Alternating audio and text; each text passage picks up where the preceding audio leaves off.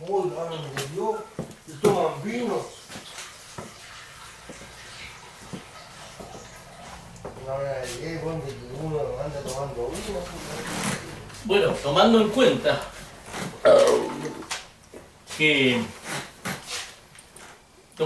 que que ya en muchas partes ya se ha empezado a aceptar de que la Biblia no es la palabra de Dios, yo estoy empezando a lucubrar de a dónde salió el hecho de que alguien dijera que la Biblia era la palabra de Dios. Yo creo, por lo que conozco al hombre, que como título se le puso la palabra de Dios en algún momento, como un libro sagrado, que el único libro que contenía la palabra de Dios es como el reloj de Suiza. Palabra de Dios, muchos hombres en el espíritu pueden tener palabra de Dios, pero tienen que probarse con esto, porque este es como el reloj de Suiza. El reloj de Suiza es que llevaba todos los relojes que coordinaban con él. ¿Estamos bien ahí? Estamos más o menos.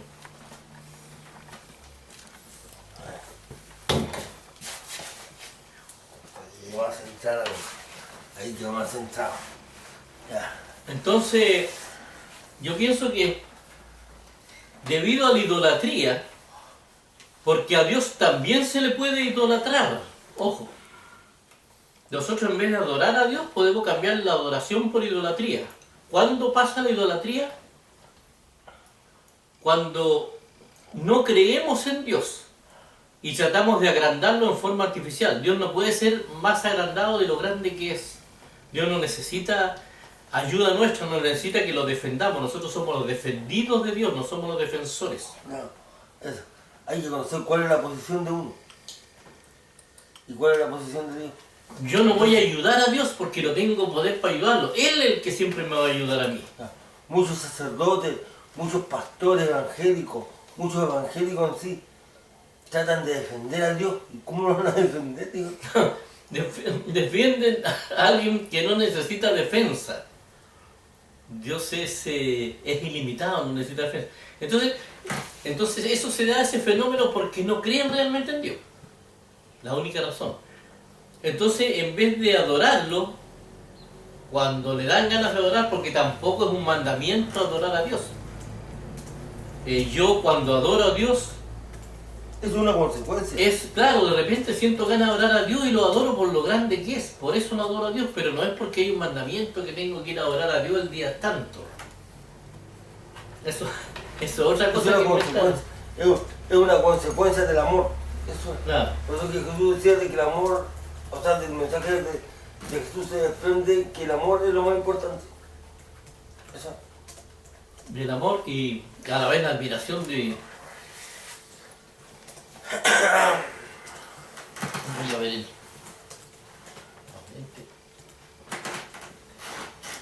Estamos un poco más desinhibidos porque nos estuvimos tomando unas copitas de vino. Sí, pues, A la hora de almuerzo. eso es en conmemoración del cumpleaños de Paloma. Para que ustedes vean de que los milagros sí existen.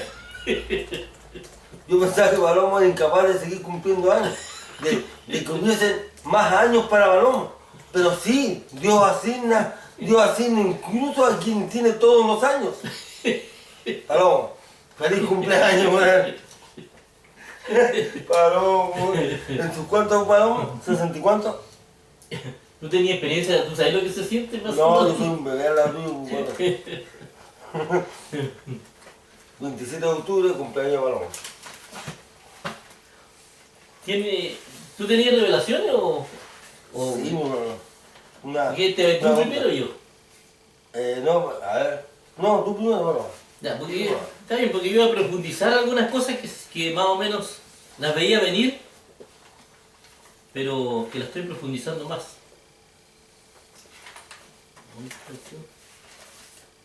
¿Ya Luis participa? Sí. No, si el Luis está... No, no importa, sí. Ya, estaba dando una cuestión. Ya. Participa. Ya. Parece que está acá, ¿no?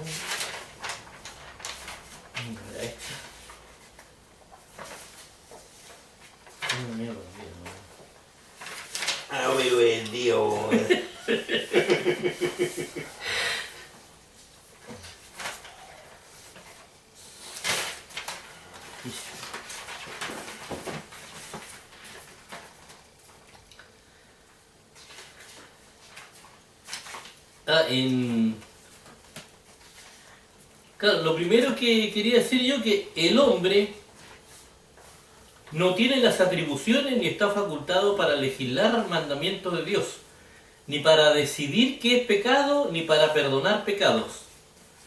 ¿Por qué estoy hablando de esto? Porque me he dado cuenta de que al final nunca nadie me dijo y nadie me explicó qué era nacer de nuevo hasta que encontré con algo tremendamente grande en la Biblia. Primero, que los mandamientos que se enseñan en la religión y los mandamientos que enseñaban los fariseos y muchos de los mandamientos que siguieron los mismos apóstoles y los discípulos estaban mezclados con mandamientos de hombres. O sea, estaban tomándose una sopa que estaba contaminada. Y nacer de nuevo, para nacer de nuevo yo tengo primero que lugar, en primer lugar tengo, como dice la Biblia, no se puede echar vino nuevo en odres viejos, porque el odre viejo se rompe y se pierde el vino y se pierde el odre. Entonces el vino nuevo hay que echarlo en odres nuevos. ¿Qué es lo que es el vino? El vino es el perdón de los pecados. ¿Qué es lo que significa esto? Que para que Dios me perdone los pecados yo tengo que saber qué es lo que es pecado, en qué yo he pecado y cuáles son los pecados. Y para saber cuáles son los pecados yo tengo que empaparme de lo que dijo Jesucristo. Entonces, ¿qué es lo que pasa? Que le han puesto demasiada atención a los apóstoles, a lo que escribieron en el Antiguo Testamento, todo, y lo más importante, que es lo que dijo Jesucristo, no le han puesto atención, no han profundizado en lo que dijo Jesucristo. Jesús dijo nacer de nuevo, eso significa renovar liberar toda nuestra conciencia. En nuestra conciencia tienen que estar los mandamientos de Dios, que son ama al prójimo como a ti mismo y a Dios sobre todas las cosas del mundo. De ahí tenemos que reprogramar nuevamente nuestra conciencia, y después que tengamos nuestra conciencia limpia y liberada y sepamos cuáles son los verdaderos mandamientos, ahí nosotros vamos a recibir el perdón de los pecados, que sí son pecados y no los que inventaron los demás, para no ser esclavos eternos de cosas que nunca han sido pecados. No sé si se entiende. ¿Estamos menos claros, cierto? Sí. Por tanto, yo creo que hasta ahora nunca se ha nacido nuevo, se han pegado puros baños, se ha salpicado agua de distintas formas, se han escrito libros. Yo recibí una vez libros sobre los distintos tipos de bautismo. Distintos tipos de bautismo. Claro, todo lo que es los asuntos rituales, libros enteros. Y hasta ahora nunca se había sabido lo que es nacer de nuevo, porque yo nunca lo había escuchado, lo que el Señor me está revelando. Que es el odre es la conciencia, y el vino es el perdón de los pecados, que tiene que ver con la sangre de Jesús. Y esto que tiene que ver con crear nuevos mandamientos, atribuirle mandamientos a Dios, según lo que dice el diccionario, es injuria. O sea, esa es la blasfemia, y es blasfemia. Esa es la blasfemia contra el Espíritu Santo. Eso es grave. Así que las personas que se han puesto, que se le ha ocurrido inventar o transformar normas internas de alguna religión y convertirlos en mandamientos, creo que están en graves problemas con respecto a Dios, porque eso sí que son pecados grandes, grandes, grandes. Tanto es así que Dios dijo que eso no tenían perdón ni en esta generación ni en la otra. O sea, son pecados difíciles de poder revertir. Porque eso hace demasiado daño a la obra de Dios. O sea, a lo que está haciendo, a lo que quiere hacer Dios. El hombre no tiene atribuciones ni para crear mandamientos de Dios. Él puede crear leyes, las leyes que quiera, pero los mandamientos de Dios los decide Dios. El hombre no tiene tampoco no tiene atribuciones para decidir qué es pecado. El hombre tiene que enseñar lo que Dios dice que es pecado. El hombre no puede decidir lo que es pecado. Ni para perdonar pecados. Esas son cosas que el hombre no puede hacer, porque eso es blasfemar contra el Espíritu de Dios. Eso es peligrosísimo. Oye, Es suplantar el lugar de Dios. Eso no se puede hacer.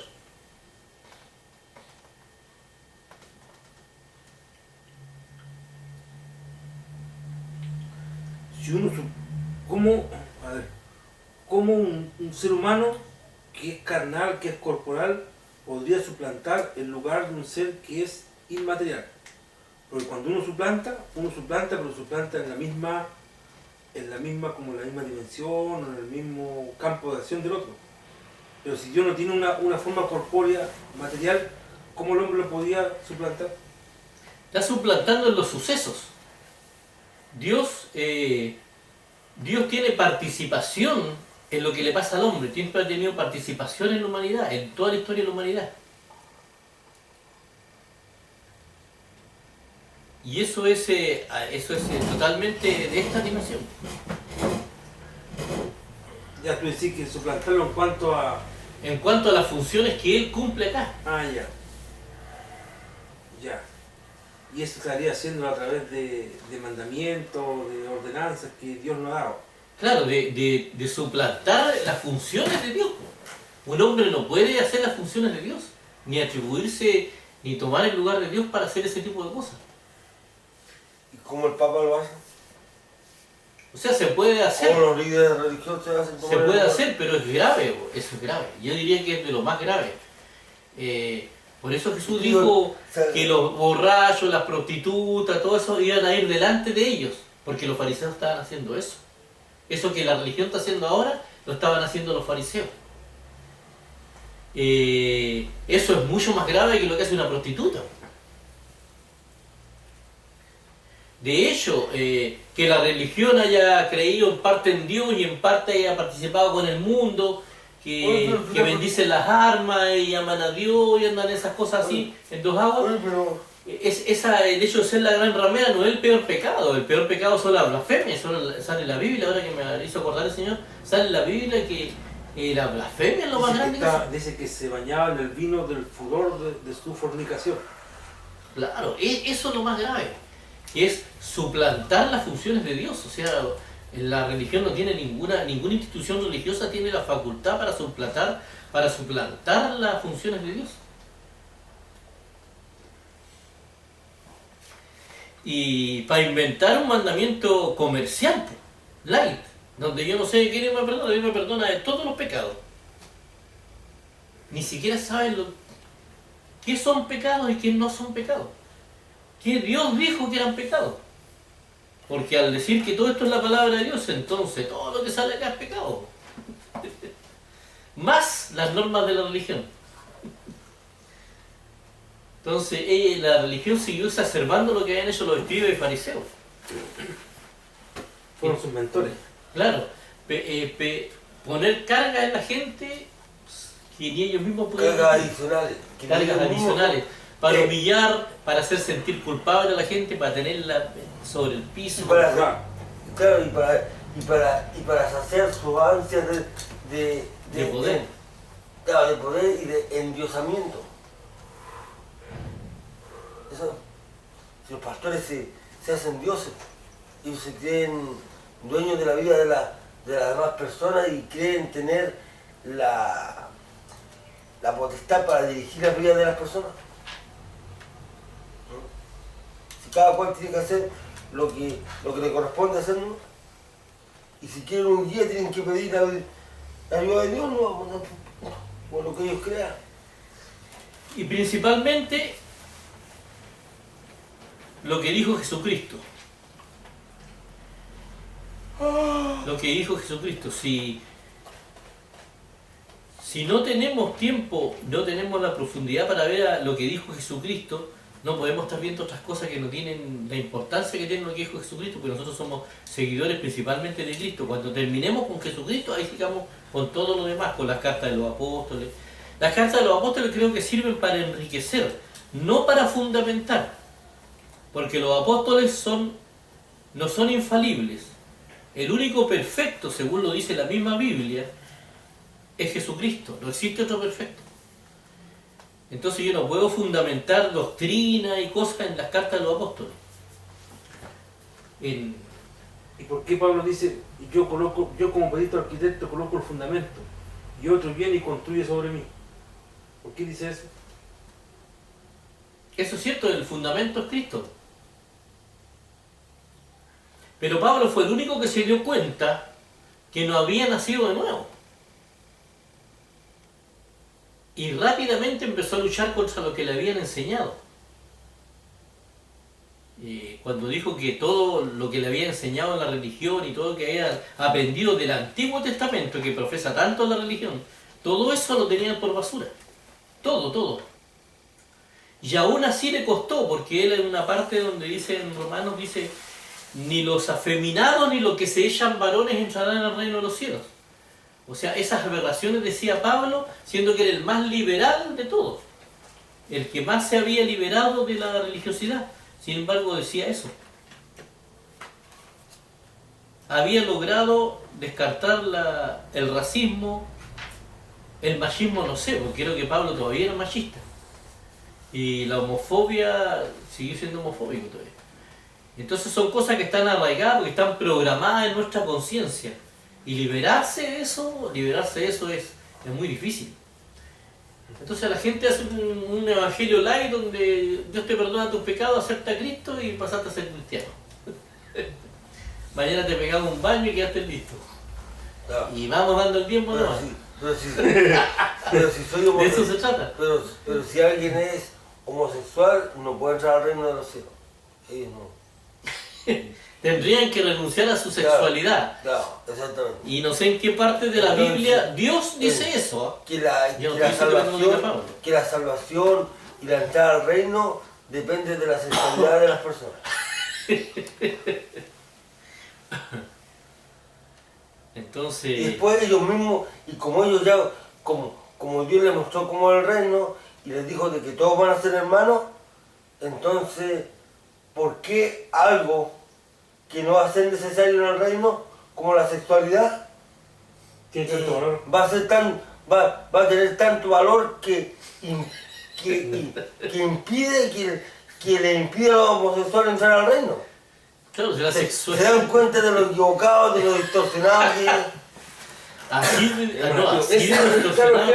Es un claro ejemplo de lo que podría ser llamado una acción emanante. O sea, una distorsión totalmente de la realidad que muestra la Biblia misma.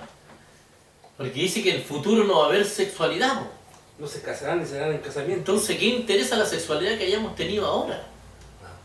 Si eso corresponde a esta dimensión. Entonces palabra que yo... buen aporte, Miguel, yo no había fijado en ese punto.